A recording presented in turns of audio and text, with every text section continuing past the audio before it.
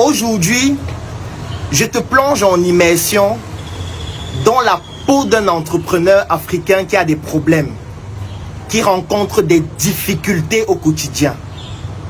Si tu es africain, tu es un entrepreneur, tu résides en Afrique et tu rencontres des problèmes dans ton activité au quotidien, alors tu dois absolument regarder cette vidéo.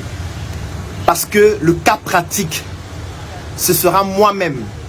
Avec la main sur le cœur, je vais partager avec toi les difficultés que je rencontre au quotidien. Bien sûr, elles ne sont pas exhaustives. Parce que s'il faudrait lister de façon détaillée toutes les difficultés que je rencontre, même une vidéo qui durerait 1 mois ne pourrait pas suffire à expliquer la peine que nous rencontrons au quotidien dans nos différents projets. Je te recommande donc de te poser dans un endroit qui est calme, de prendre une bouteille d'eau parce que la vidéo pourrait mettre un peu de temps, de charger les datas si tu ne les as pas encore suffisamment, de partager la vidéo pour pouvoir aider un entrepreneur qui rencontre des difficultés. Et ce n'est pas parce qu'un entrepreneur ne parle pas de ses difficultés qu'il n'en rencontre pas de difficultés au quotidien. Donc si tu regardes cette vidéo et tu n'es pas entrepreneur, partage la vidéo. Identifie un entrepreneur en commentaire parce que je suis certain que cette vidéo va l'aider d'une manière ou d'une autre. On n'a pas besoin de s'aimer pour rencontrer les mêmes difficultés. Tu peux détester Claudel, mais au quotidien, tu rencontres exactement les mêmes difficultés que Claudel a rencontrées il y a de cela 5 ans. Et cette vidéo te permet de pouvoir comprendre ce que Claudel a fait et qui pourra t'aider toi aussi à sortir de cette difficulté.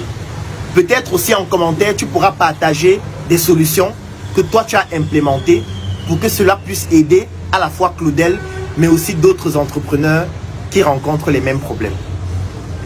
Je vais commencer par la première difficulté que rencontre tout entrepreneur africain qui réside en Afrique, qui entreprend en Afrique. La première difficulté, c'est le nom. Moi, je m'appelle Numbissier Claudel Joël. Je suis né au Cameroun. Je suis originaire de l'Ouest Cameroun, plus précisément dans le département du Onkam, arrondissement de Banja. Mon village, en réalité, ce n'est pas un village, c'est un groupement qui s'appelle Fotouni.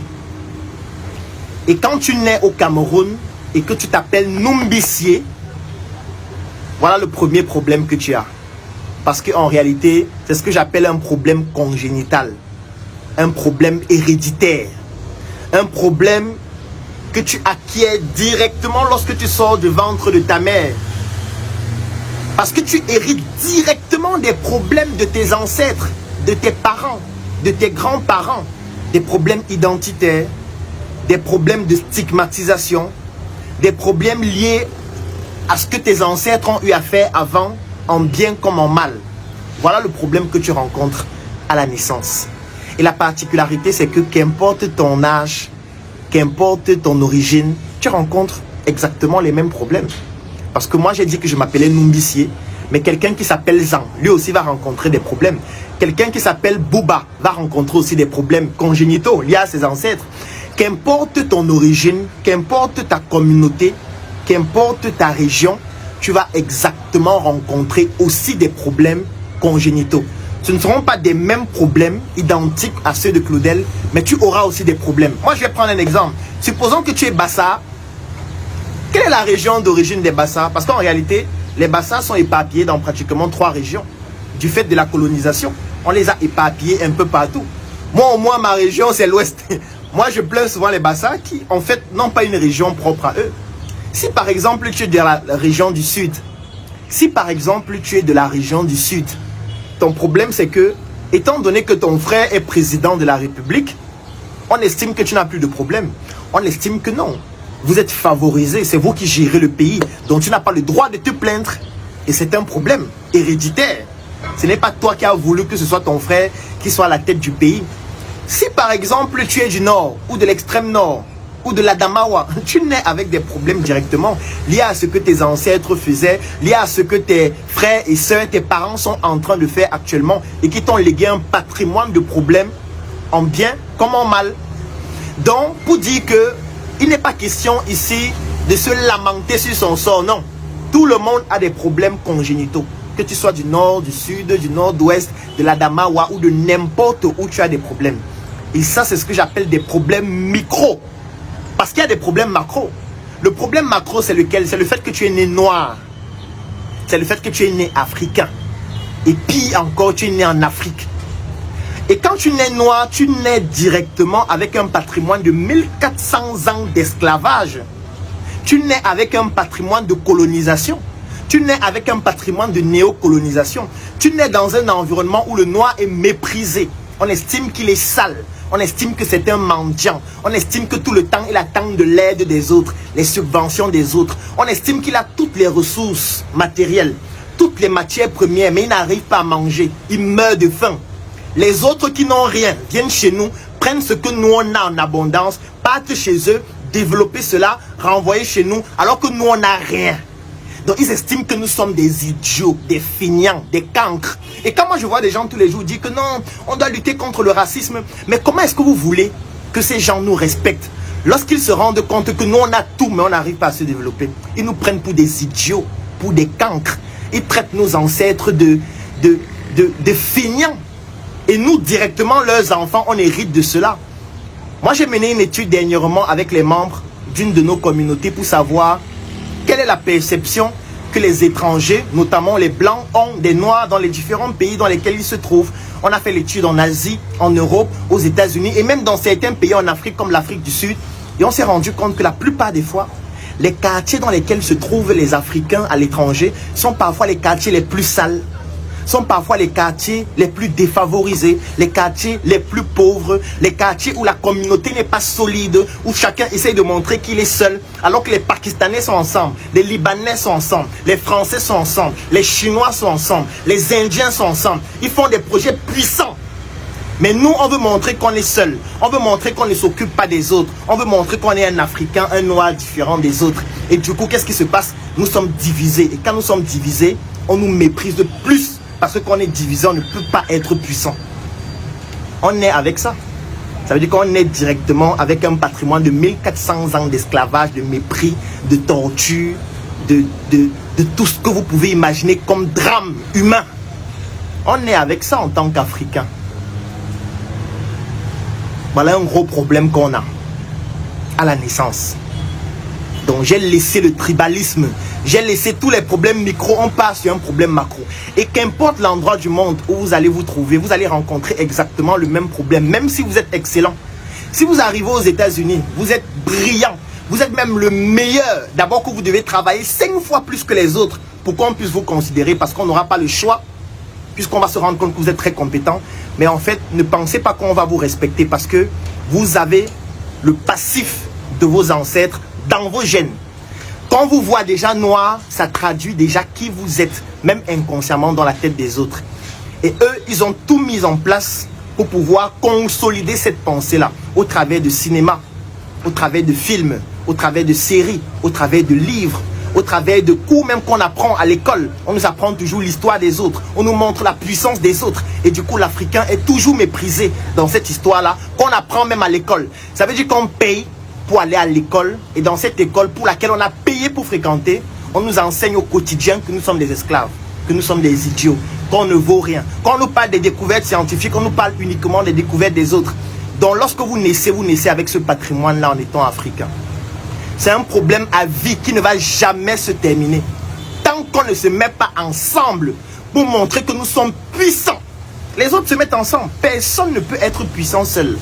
Personne. Les États-Unis, ce sont des États qui se sont unis pour être puissants. La Chine, c'est la même chose. Et tous les jours, ils essayent même de reprendre Taïwan. Parce qu'ils estiment qu'avec Taïwan, ils seront encore plus puissants. La Russie, c'est la même chose. Ils essayent de prendre la Crimée, de prendre l'Ukraine. Parce qu'ils estiment que sans les autres, on ne peut pas être puissant. L'Union européenne, ils se mettent ensemble. La France, l'Italie, l'Allemagne et tous les autres pour être puissants. Non, crée l'Union européenne, ou plutôt l'Union africaine. Mais nous sommes financés par l'Union européenne. Vous voyez le mépris? Comment on va nous respecter? On crée l'Union africaine, mais le siège dans lequel nous on se réunit pour faire nos réunions est construit par la Chine. Vous voyez le mépris? En fait, nous on est avec ça. En tant qu'entrepreneur africain, résident en Afrique ou ailleurs, et qui essaye de faire des choses au quotidien. Donc moi je suis né avec ce taux de problèmes, ce conteneur de problèmes, je suis né avec ça. Ensuite, j'ai grandi dans un quartier défavorisé qui s'appelle Nkomkana. Nkomkana, c'est un quartier qui est situé à Yaoundé, la capitale du Cameroun, un quartier dans lequel la plupart des jeunes espèrent exceller dans le football, jouer aux cartes à longueur de journée, font des choses incroyables. Un quartier dans lequel tu n'as aucun avenir certain lorsque tu observes comment les jeunes travaillent. Mais l'avantage que j'ai eu, c'est que mes parents n'étaient pas pauvres. Ils n'étaient pas riches, mais ils n'étaient pas pauvres. Donc, je peux dire qu'on avait une famille moyenne. Je ne peux pas dire que j'ai manqué de tout, je dormais sans manger. Non, je ne peux pas tenir ce discours parce que ce serait faux. Je ne veux pas entrer dans le discours des gens qui, non, ils souffraient, ils ne mangeaient rien, ils mangeaient un grain de riz par nuit. Non. J'avais des parents qui travaillaient et qui avaient la possibilité de nous garantir le minimum. On n'était pas riches, mais on n'était pas pauvres. Si on était riche, on devait être dans des quartiers plus huppés. Je devais avoir ma voiture quand je suis à l'école et tout ce qui va avec. Le chauffeur devait m'accompagner. Je n'avais pas ça. Je vivais dans un quartier défavorisé, dangereux. On se faisait agresser régulièrement. Dans un de mes livres, Un médecin atypique, je raconte comment ma mère et moi, on s'est fait agresser un jour en allant à l'église. Donc, on vivait dans un quartier défavorisé. Mais même dans ce quartier, on n'était pas pauvre et misérable. Non. Donc, j'ai eu quand même le minimum. Mais je n'ai pas bénéficié d'un environnement qui me permet de pouvoir me décupler ou alors d'avoir des compétences et un développement cognitif qui soit adéquat. Donc j'ai hérité aussi de cet environnement dans lequel j'ai grandi. Et ça m'a rattrapé parce que j'étais devenu quelqu'un de délinquant. Je dormais dans les salles de jeux vidéo. J'étais devenu même un voleur. Et quand j'ai échoué au BEPC, mes parents ont compris que j'étais déjà vraiment en train de m'égarer. Et ils ont décidé de m'envoyer à l'internat au sud du Cameroun, au lycée classique et moderne de Bolova, qu'on abrège le Liklamo. C'est comme ça que j'arrive dans l'internat. Et j'avais pleuré toute la nuit. Le maître d'internat est donc venu me rappeler que mon frère, ici on ne pleure pas. Parce que si tu pleures, c'est trop grave. C'est de là où vient cette expression en fait. Parce que j'avais pleuré toute la nuit quand j'étais arrivé à l'internat parce que je trouvais que c'était injuste. Et le maître d'internat m'expliquait que mon frère, ici quand tu pleures, les autres te méprisent plus encore. Donc ce sera trop grave si tu pleures. C'est pour ça que j'ai arrêté de pleurer. Et c'est pour ça que je nous recommande, nous Africains, nous Noirs, d'arrêter de pleurer. Parce que quand on pleure, les autres nous méprisent davantage. Parce qu'ils ne nous aiment d'abord pas. Ils estiment que nous sommes des idiots du fait du passif que nous avons. Donc quand en plus de tout ça, au lieu de travailler, on pleure, ils estiment que vraiment, avec toutes les bêtises qu'ils font, ils sont encore en train de pleurer, en train de commander, en train de demander, en train de manger au quotidien. Et comme si ça ne suffisait pas, ils sont encore divisés. Quelle bêtise. Donc j'arrive à l'internat et je décide donc de me battre à l'internat pour pouvoir sortir du lot.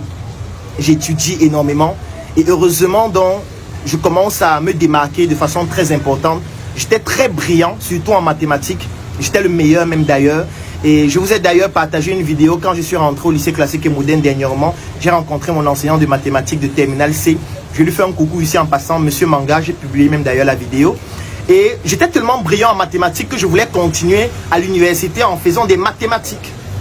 Donc j'ai eu le concours Campus France, je devais aller continuer mes études de mathématiques à Clermont-Ferrand en France. Sauf que mes parents me disent, mon frère, tu es d'abord trop jeune pour voyager, ces trucs de mathématiques là vraiment, c'est pas, ça ne nous intéresse pas. Nous on veut que tu deviennes médecin. Parce que dans la famille, on n'a pas de médecin. Il faut que tu sois médecin pour nous honorer.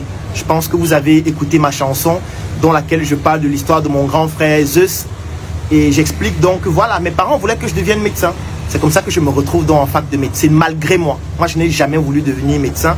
Je voulais devenir mathématicien, astronaute, tout ce qui tourne autour des mathématiques, de la physique et tout ce qui va avec. Donc, je me retrouve en fac de médecine, Baganté, 2007. Et parce que j'ai eu mon bac en 2007, bac C, je me retrouve donc à Baganté où je fais 7 années de médecine. Au début, je n'aimais pas, mais étant donné que la pension coûtait assez cher, mes parents faisaient des tontines, se battaient pour faire des cotisations pour pouvoir payer ma pension. Je me dis, il ne faudrait pas qu'en plus de ces difficultés, je m'amuse avec l'école. Donc c'est donc comme ça que je passe 7 années à Baganté et je sors médecin en novembre 2014. Quand je soutiens dans mon doctorat en médecine, J'ai fait des stages dans plusieurs structures hospitalières, l'hôpital central de Yaoundé, l'hôpital gynéco-obstétrique de Yaoundé, l'hôpital du district de Deido, l'hôpital régional de Bafoussam. Je travaille dans plusieurs cliniques, je fais des gardes, je présente le concours d'intégration pour devenir médecin de la fonction publique et je ne passe pas ce concours. Et quand j'échoue dans ce concours, c'était un drame pour moi parce que ce que je gagnais dans les hôpitaux dans lesquels j'étais un peu comme un intérimaire, c'était vraiment minable. Parfois, par mois, je pouvais me retrouver avec 50 000 francs, 60 000 francs en tant que médecin, alors que tes parents estiment que tu es déjà sorti médecin, tu as déjà tout ce qu'il faut pour pouvoir te bâtir toi-même, mais tu gagnes 50 000 francs, 60 000 francs par mois. Je vivais chez mes parents dans une petite chambre. À ce moment donné, on habitait déjà à Itoudji. Et je me rappelle une scène qui m'a beaucoup frustré. J'avais invité un de mes collègues chez moi, je peux le citer ici, il s'appelle le docteur Thierry Joubert Kamga, pour vous dire que c'est quelque chose qu'on peut vérifier. Il est arrivé chez moi un jour, et puis on tapait les divers dans ma chambre. J'avais vraiment une chambre qui était très petite à Itoudji, dépôt de sable, et il a commencé à pleuvoir. Et ce jour-là, quand il pleuvait, puisqu'il y avait un problème sur le plafond de ma chambre, l'eau coulait. Donc pendant qu'il pleuvait, l'eau a commencé à couler dans ma chambre. Il a fallu donc que je déplace le lit pour mettre un seau, que l'eau coule dans le seau. Et voilà, ça a été une scène assez choquante pour moi parce que je me disais, voilà, tu es médecin, on te voit en blouse à l'hôpital tous les jours, on pense peut-être que voilà, ça va déjà bien pour toi alors qu'en réalité tu lis l'heure. Et voilà, pour moi c'était un gros mépris. Je me suis dit depuis ce jour qu'il faut que je quitte la maison. Donc j'ai commencé avec un projet qui s'appelle SOS Médecins Cameroun. On faisait des consultations à domicile, la médecine extra-hospitalière. J'ai débuté tout seul. Après, j'ai interpellé des collègues pour qu'on puisse le faire ensemble parce que je n'arrivais pas à le faire seul. Le projet devenait de plus en plus grand. C'est comme ça que j'invite donc des collègues à la maison, toujours à Itoudji, pour leur présenter le projet. Il y a certains qui adhèrent, on lance le projet, on développe le projet. Mais après, on tape poteau de manière gigantesque. Parce qu'on n'arrive pas à gérer la croissance, on n'a pas suffisamment de compétences. Moi-même, je commets énormément d'erreurs dans la gestion des finances, dans la gestion des membres, des investisseurs, des équipes. Parce qu'on avait une équipe de près de 100 personnes. Et du coup, on n'y arrivait pas. Moi, j'avoue, je me suis planté totalement. Mais quand même, on a réussi à faire certaines choses. À cette époque-là, on était la première plateforme de médecine en ligne, notamment extra-hospitalière. On donnait des conseils sur Facebook, WhatsApp et tout le reste. Et de cette expérience dont j'ai voulu partager mes échecs avec les autres jeunes. C'est comme ça que naît dans la Startup Academy. Dans la Startup Academy naît des challenges et des difficultés que je rencontre à SOS Médecins. Parce que moi, quand j'étais au secondaire à l'internat, j'aimais partager mes connaissances. Moi, le partage, c'est une valeur qui est héréditaire chez moi. Ça découle de ma lignée maternelle. On aime partager. Vous allez voir, je produis des vidéos chaque jour, des textes chaque jour. Je partage mes expériences. J'explique les stratégies qu'on met en place pour nos projets. Parfois, les gens me demandent même, mais Claudel, comment tu peux partager autant de secrets en ligne? Je dis que non, j'ai 800 idées par seconde, mon frère. Je peux partager comme ça, une fois, sans arrêt. Parce que j'aime partager ce que je connais, parce que j'estime que c'est important pour développer une nation, surtout africaine, qui a autant de problèmes. Donc c'est donc comme ça que je crée la Startup Academy. Je commence avec des conférences gratuites. Ensuite, progressivement, la mayonnaise ne fait que prendre. Je développe le projet, je développe jusqu'à ce que ça devienne une communauté aussi grande comme celle qu'elle est aujourd'hui. Aujourd'hui, la Startup Academy, c'est pratiquement 8 ans parce que c'est de 2016 à ce jour. On a un siège physique à Yaoundé, un siège physique à Douala, un siège physique à Tchang. On a un siège physique à Abidjan, en Côte d'Ivoire. On a des représentations dans plus de 20 pays. On a plus de 2000 membres. On a une équipe de plus de 100 personnes. Donc, du coup, c'est quelque chose d'assez grand. Mais quelles sont les difficultés que j'ai rencontrées violemment avec un projet pareil? Alors, première difficulté, c'est le fait que la plupart des projets qu'on lance ne fonctionnent pas. Et ça, c'est une réelle difficulté. Moi, je dis toujours, sur 10 projets que j'ai lancés, 8 n'ont pas fonctionné. Sauf que sur les 8, il y a peut-être 2 ou 3 que tu as lancés avec ton argent. Mais les autres projets, parfois, tu as interpellé d'autres membres. Tu as contacté d'autres personnes, tu leur as fait comprendre, venez ensemble, on peut bâtir un projet. Ils ont parfois mis de leur temps, mis de leurs ressources intellectuelles, financières, matérielles et tout ce qui va avec.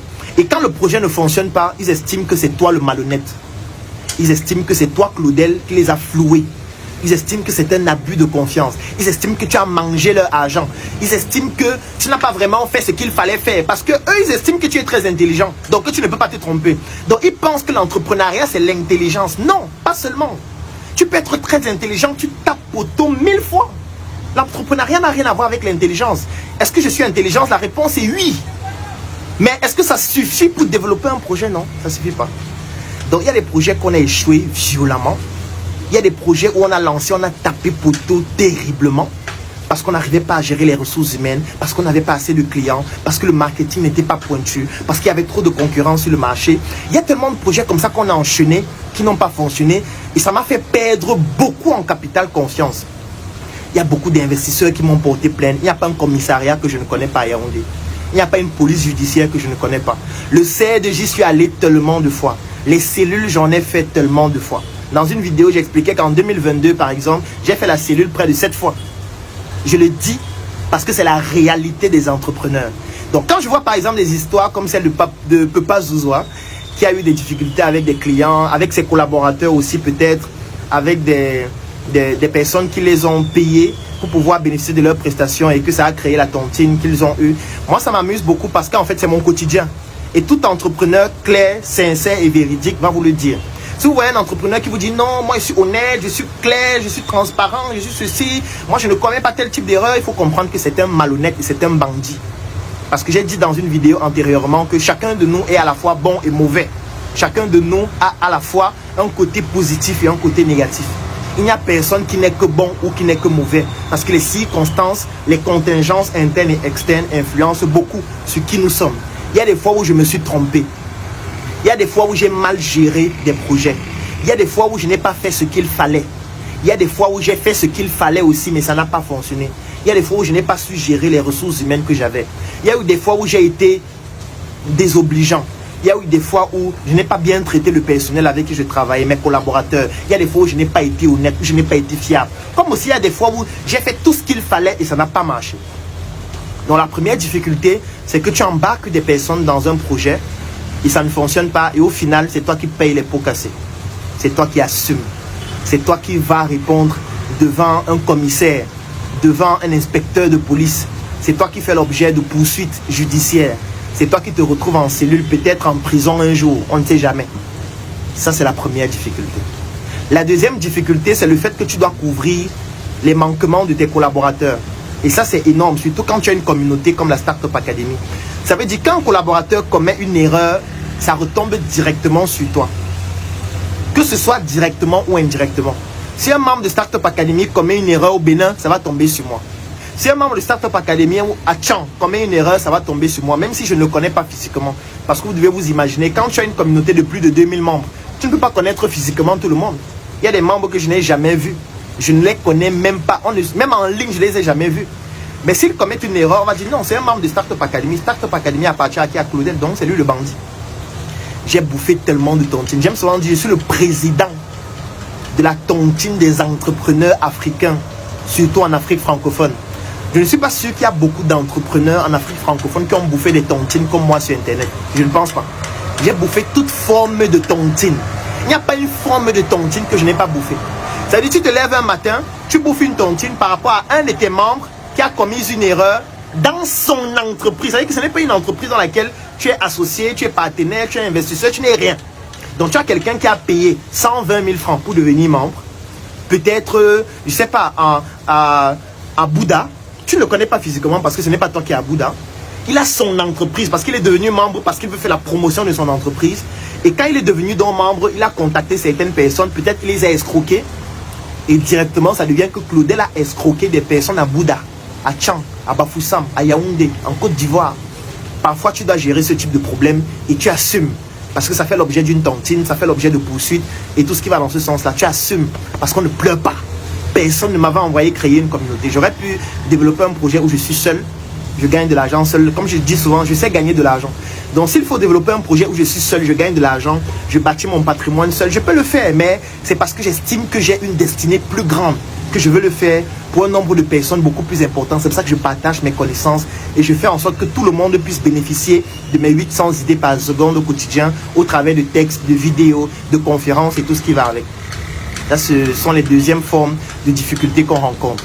Troisième forme de difficulté, c'est lié au fait que quand tu fais des projets qui ne fonctionnent pas, tu perds en crédibilité. Parce que les gens estiment que mais Claudel, comment il peut donner des conseils aux gens en ligne, mais il fait un projet, ça ne fonctionne pas.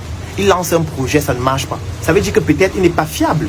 Ça veut dire que peut-être il ne maîtrise même pas. Donc les gens ne prennent plus en compte le fait que l'entrepreneuriat, il y a des contingences internes et externes. Du coup, tu peux faire tout ce qu'il faut et ça ne fonctionne pas. La Covid, qui pouvait prévoir la Covid? Mais sauf que tout le monde s'en fout. Puisque quand un projet ne fonctionne pas, un investisseur ne va pas dire que non, vraiment c'est normal, comment on peut faire pour remonter la pente? Non, il s'en fout totalement. Pour lui, c'est toi le problème, c'est toi l'homme à abattre. Ton collaborateur, c'est toi l'homme à abattre. Donc du coup, tu deviens l'homme à abattre, alors qu'au final, tu voulais tout simplement apporter ta contribution pour que les choses se développent comme ça doit. L'autre problème aussi, c'est que quand les choses fonctionnent bien, bah, les gens n'en parlent pas, même dans ta communauté.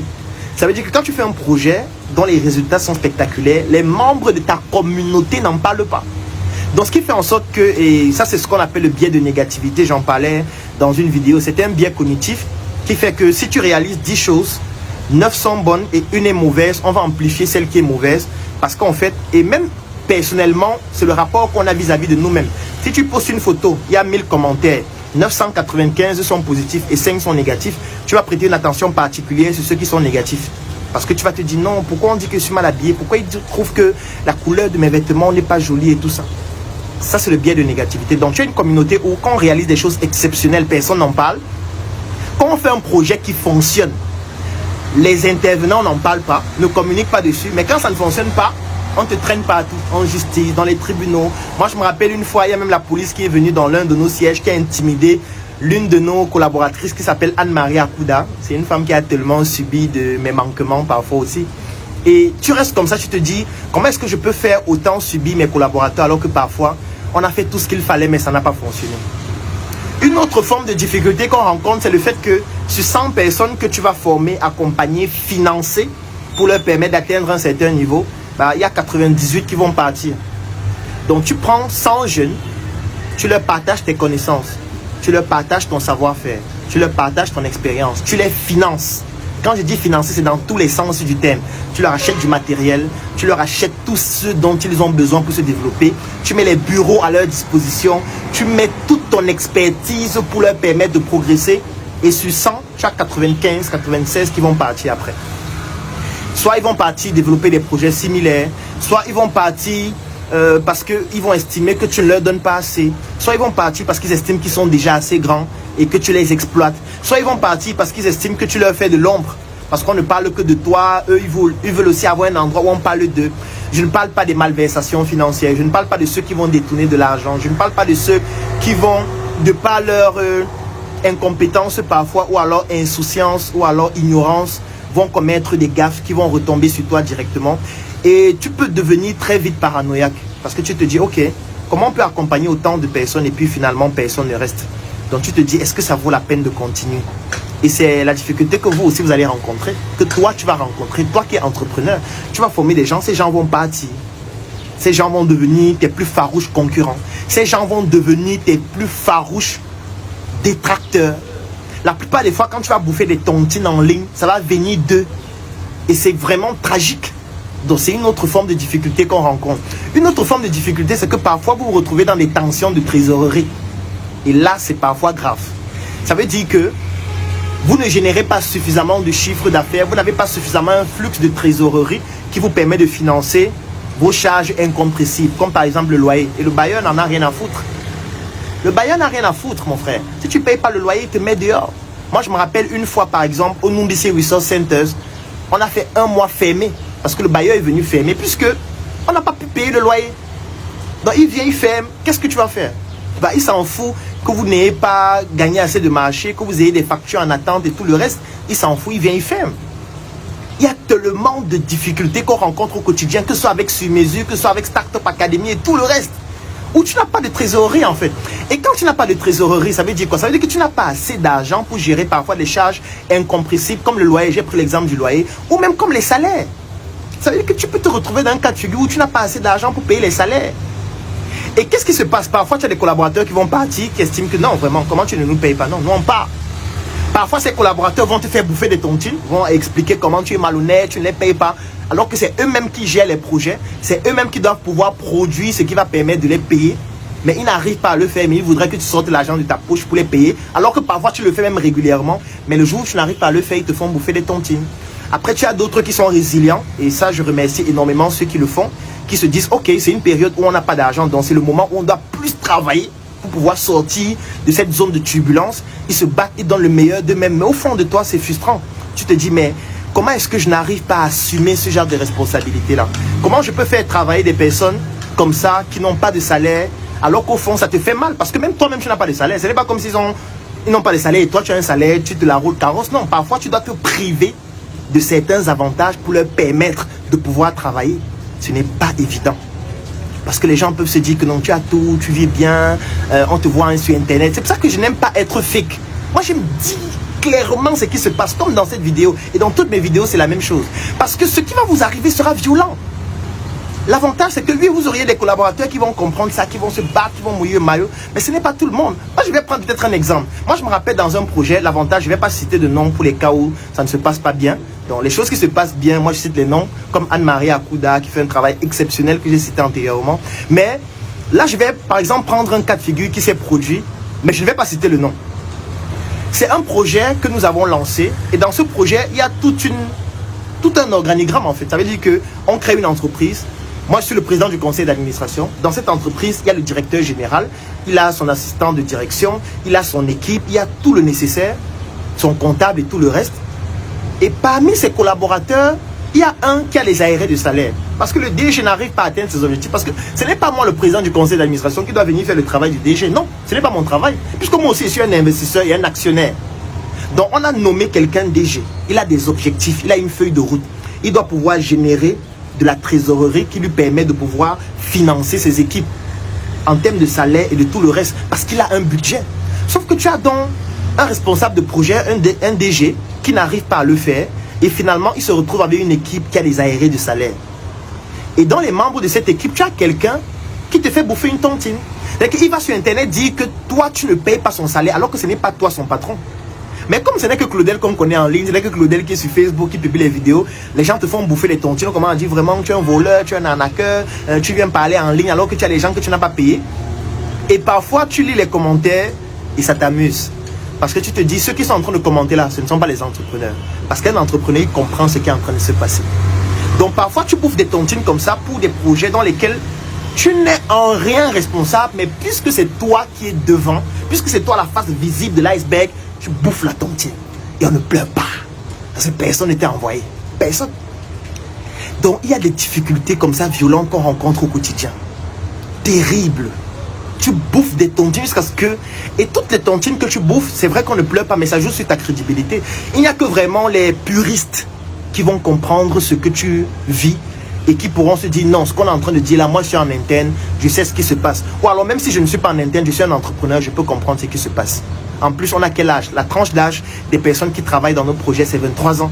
Donc on travaille principalement avec des jeunes qui sortent de l'école, qui n'ont pas forcément cette expérience entrepreneuriale, cette expérience professionnelle. On leur a donné l'opportunité de pouvoir faire leurs preuves malgré le fait de ne pas avoir cette expérience. Donc du coup, il y a des casses et on assume. Là, je ne parle que de la Startup Academy. Parce que je pourrais continuer avec d'autres projets. Je peux parler de SM qui existe depuis 7 ans aussi. Aujourd'hui, on a une boutique à Place. On rencontre énormément de difficultés au quotidien. Parce que quand tu viens d'ouvrir une boutique aussi prestigieuse, où tu as un investissement aussi important, avec des équipes aussi pointues, qui coûtent aussi cher. La boutique est ouverte depuis février. Ça fait à peine 5 mois. Ça veut dire que tu ne génères pas assez de trésorerie. Et pour pouvoir mettre en place la boutique, il a fallu que tu finances la boutique. Il a fallu que tu payes les salaires des gens qui ne produisent pas d'argent. Mais au quotidien, en fait, il faut que tu puisses payer le loyer, payer les charges, payer tout. Ce n'est pas évident. Il faut que tu trouves des ressources pour faire fonctionner autant d'entreprises. Parce que moi, aujourd'hui, je suis responsable de combien d'entreprises? Au moins 10. J'ai cité Startup Academy. Startup Academy, c'est plusieurs entités. Parce qu'il y a Startup Academy de Yaoundé qui est une entité à part, indépendante. De Douala qui est à part, indépendante. De Tchang qui est à part, indépendante. De Côte d'Ivoire qui est à part, indépendante. On a les représentations qui sont à part et indépendantes. Il y a Sur Mesure qui est à part et indépendant. Il y a le CENIC, le Claudel Numbisi International Consulting qui est à part et indépendant. Il y a le NSC, le Numbisi Resource Center, qui est à la Nouvelle Route Bastos, avec son siège, avec ses départements, qui est à part et indépendant. Mais il y a mes livres, il y a tellement de projets. Je ne parle pas de Startup Group qui a ses filiales, qui est à part et indépendant, dont je suis aussi le président du conseil d'administration. Je ne parle pas des projets dans lesquels je suis un intervenant ou je suis un consultant. Je ne parle pas des clients. Je ne parle pas des fournisseurs. Je ne parle pas de la tontine structurelle africaine qui a lancé le projet Njoka que vous connaissez et le projet Smart City. Je ne parle pas de Unibrain. Je ne parle pas... Je suis en train de citer des projets, vous voyez. Je ne parle pas de Médecins 2.0. Je ne parle pas de la vitrine. En fait, on a tellement de projets comme ça qu'on a mis en place et d'autres qui sont en train de venir, qui ont des équipes, qui ont des professionnels, qui ont un organigramme qui gère. Mais quand un truc ne fonctionne pas en aval, on revient en amont et ça tombe sur toi. Ça fait que tu n'as pas de vie en fait. Tu n'as pas de vie, ni familiale, ni personnelle. Ça fait que parfois tu dois puiser toutes les ressources personnelles que tu as pour sauver une entreprise. Parfois tu es obligé de laisser certaines couler parce que tu n'as pas assez d'argent. Tu dois te battre au quotidien. Parfois, tu dois montrer une certaine image pour pouvoir garantir la stabilité et la fiabilité, l'image de marque de tes entreprises. Mais les gens estiment que ça veut dire que tu as beaucoup d'argent. Et quand tu leur dois de l'argent, par exemple, ils estiment que tu es malhonnête. Que comment tu me dois de l'argent depuis, tu ne me rembourses pas alors que vous avez des voitures neuves. Voilà les genres de réflexions. Voilà le genre de réflexion que les gens ont. C'est-à-dire que quelqu'un, par exemple, t'a fourni un service. Tu as avancé de l'argent. Ou alors il t'a livré un produit, c'est un de tes fournisseurs. Tu as avancé de l'argent. Parce que tu as fait 1 semaine, 2 semaines sans payer.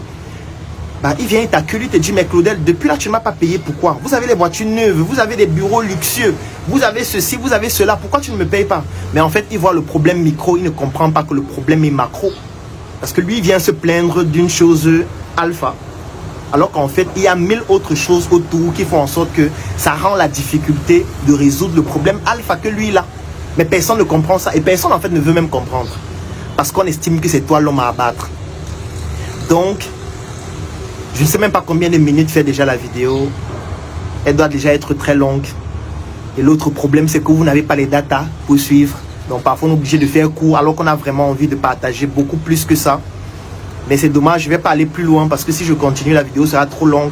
Peut-être les gens ne vont pas suivre. Et ça ferait un peu comme si je suis en train de perdre du temps. Ces difficultés, on les rencontre au quotidien. On les vit dans la chair. Quand tu reçois 100 nouvelles, 97 sont mauvaises. Donc, tu vas avoir ton téléphone, tu as 7 messages. Tu ouvres le premier, c'est une convocation. Tu ouvres le deuxième, c'est une mise en demeure parce qu'il y a un bailleur qui veut t'expulser d'un des locaux dans lesquels tu es. Tu ouvres le troisième, c'est une capture d'une publication sur Internet où quelqu'un est en train de t'insulter, quelqu'un est en train de dire que tu es un bandit, tu es un voleur, tu es un sectaire, tu es un sorcier, tu tues les gens, tu fais ceci, tu bois le sang. Tu ouvres un autre message, c'est un membre de ta famille qui te dit qu'il a son mariage la semaine prochaine, il attend ta contribution. Tu ouvres un autre message, c'est un collaborateur qui vient de démissionner. Tu ouvres un autre message, c'est un ancien collaborateur qui a créé une entreprise similaire à ce que vous faites, qui utilise vos bases de données pour pouvoir prospecter ses clients. Tu ouvres un autre message, tu ouvres un autre message, tu ouvres un autre message et c'est la même chose. Et parfois même quand c'est une bonne nouvelle, c'est une nouvelle selon laquelle, bon, ce mois quand même on a pu payer nos charges incompressibles, mais il n'y a rien en plus, ça veut dire qu'on n'a pas d'argent à se partager. Et du coup, toi, tu ne gagnes rien, les investisseurs ne gagnent rien, les actionnaires ne gagnent rien. Et au final, ils estiment que voilà, tu es un bandit, depuis 2 ans, 3 ans qu'on est là, tu ne nous donnes rien, tu es un voleur, vous voyez, c'est comme ça qu'ils sont, les Noirs, on ne leur fait jamais confiance. Ou quand tu leur fais confiance, ils ne sont jamais réglo. Tu travailles avec des Africains de la diaspora qui estiment toujours que vous êtes des idiots, vous êtes des feignants, vous n'êtes pas sérieux, vous n'êtes pas assez compétents parce que eux ils sont aux États-Unis, ils sont en Chine, ils sont en Grande-Bretagne. Donc eux, voilà, ils ont plus la connaissance de la science, de l'entrepreneuriat. Et puis vous qui êtes restés en Afrique avec qui ils travaillent, voilà, vous êtes tous des bandits, tous des voleurs. Il y a une condescendance incroyable qu'ils ont vis-à-vis du travail que vous faites. Et parfois, tu as envie de leur rappeler que, mes frères, vous avez fui l'Afrique, hein? N'oubliez pas, vous avez fui l'Afrique. Nous, on a décidé de rester ici. Donc, ce qu'on fait là, c'est dans l'environnement où vous avez fui. Ça vous a dépassé, vous avez fui. Il ne faut pas oublier ça. Laissons ceux qui sont nés là-bas. Parlons de vous qui avez fui. Certains par pirogue, d'autres par avion avec les dernières économies d'une tontine où ils ont volé l'argent pour fuir. D'autres, leurs parents se sont battus pour dire que fuis, pardon, tu n'as pas d'avenir ici. Parfois, ils oublient ça. Mais on bouffe des tontines au quotidien, mais on ne pleure pas. On ne pleure pas. Et moi, je fais cette vidéo pour que toi qui es un entrepreneur, toi qui es africain, toi qui résides en Afrique et toi qui entreprends, je suis sûr que dans toutes les difficultés que j'ai présentées, il y a certaines que tu rencontres aussi. Sache que Claudel aussi rencontre les mêmes difficultés. Ce n'est pas parce que tu le vois sourire sur une photo, parce que ce sourire, en fait, c'est un mindset que je suis en train de transmettre pour te faire comprendre qu'on ne pleure pas parce que ça ne va pas résoudre ton problème. Tu peux pleurer dans la chambre, tu peux pleurer à la maison, mais quand tu sors, tu dois sourire parce que ce sourire-là entraîne des vibrations positives dans ta vie qui te permettent de trouver des solutions à tes problèmes. Donc ne pense pas que comme Claudel sourit sur des photos, ça veut dire qu'il n'a pas de problème. Il a les mêmes problèmes que toi. Il a les mêmes difficultés que toi. Il a les mêmes challenges que toi. Tu as fait la cellule? Non, il a aussi fait la cellule. Tu es peut-être en prison? Non, il a failli faire la prison plusieurs fois. Il a déjà été chez les procureurs plusieurs fois. Peut-être il va même te rejoindre bientôt. Tu as fui le pays? Non, il a voulu fuir plusieurs fois. Il a voulu partir plusieurs fois. Il a voulu tout abandonner plusieurs fois. Chaque jour qui passe, il a envie de tout abandonner. Tu n'arrives pas à passer du temps avec ta famille, n'est-ce pas? Claudel, c'est son quotidien. Parce qu'il est toujours en voyage. Parce que parfois, ses projets sont prioritaires par rapport à sa propre vie. Parfois, il doit se priver de ses plaisirs personnels pour qu'un projet puisse se développer. Il vit les mêmes choses que toi. Maintenant, ce que tu dois comprendre, c'est que si Claudel et toi, vous vous mettez ensemble pour faire un projet plus grand, ces difficultés-là, on va pouvoir les amortir parce que nous serions plus nombreux à pouvoir résoudre ces problèmes-là. C'est la leçon que je veux te passer. Donc, si tu estimes que tu peux travailler avec Claudel et qu'ensemble, vous puissiez développer des projets plus grands, parce que quand on est plus grand, quand on est ensemble, quand on est soudés, toutes ces difficultés-là, on peut les amortir plus facilement. Parce qu'aujourd'hui, ce qui fait en sorte que je ne sois pas encore mort totalement et que je continue de résister pratiquement 10 ans après, c'est parce que j'ai une équipe solide. C'est parce que j'ai des personnes qui encaissent tout cela avec moi. Je ne peux pas les citer dans une vidéo. Certains acceptent de se faire citer. D'autres veulent rester dans l'anonymat, donc je ne vais pas les citer. Donc je les remercie énormément parce que si j'ai 10 difficultés qui arrivent, il y a des personnes qui bloquent l'impact de ces difficultés-là. Et chacun de nous reçoit juste une partie de l'impact. Et ça nous permet de résister plus facilement. C'est pour ça que Claudel est là, pratiquement 10 ans après, malgré toutes ces difficultés, toutes ces tontines, tous ces challenges. Et on est là pour longtemps encore. Et même si je ne suis plus là, il y a des personnes qui vont pouvoir continuer ce combat rude. Parce que ces personnes-là ont réussi à partager cet esprit, cette énergie, cette spiritualité africaine que nous développons. Je sais qu'il y a des collaborateurs avec qui j'ai travaillé qui estiment qu'aujourd'hui je suis un bandit.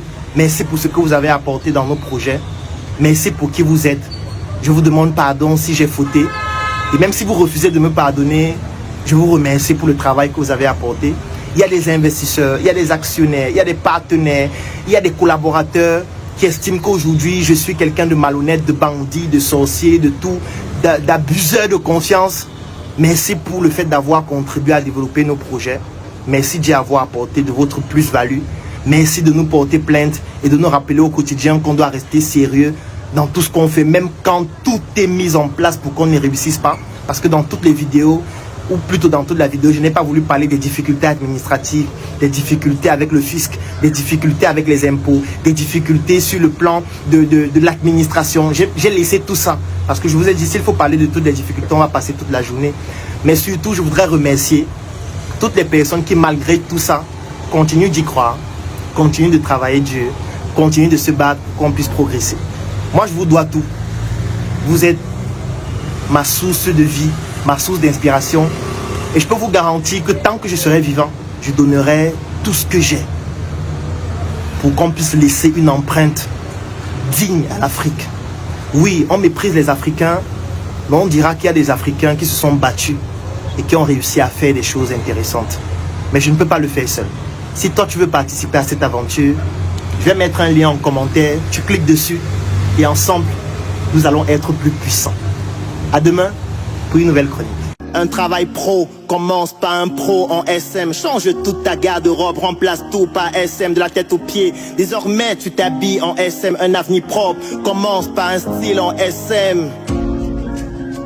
Par un style en SM.